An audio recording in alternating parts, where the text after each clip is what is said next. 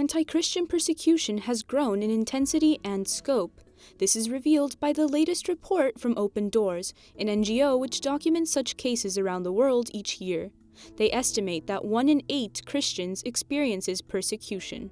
310 million Christians around the world suffer different forms of persecution because of their faith. Today, there are 73 countries where Christians face a form of persecution we define as high. Since 2012, North Korea has ranked first as the black hole of religious freedom, where the mere possession of a Bible is punishable by forced labor or confinement to concentration camps.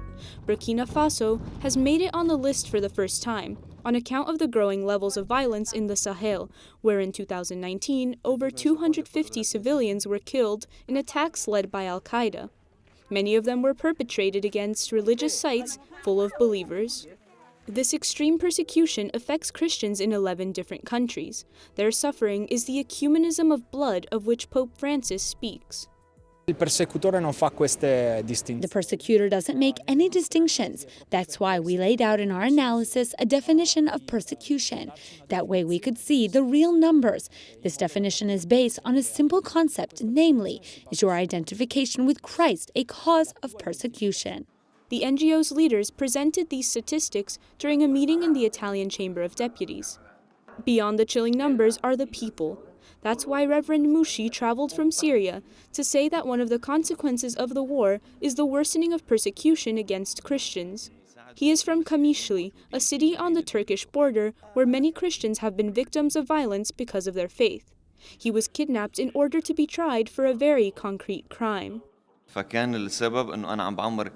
thank God because they freed me quickly. The crime they accused me of was constructing a new building for the church without authorization.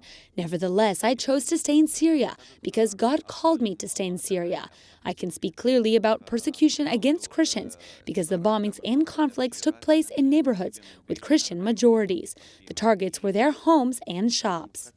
Syria continues to be one of the countries where Christians are steadily disappearing because of extreme persecution. The Open Doors report contains alarming statistics. In 2019, 2,983 Christians were killed because of their faith.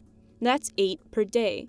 Moreover, 9,488 churches were attacked, an average of 26 every 24 hours.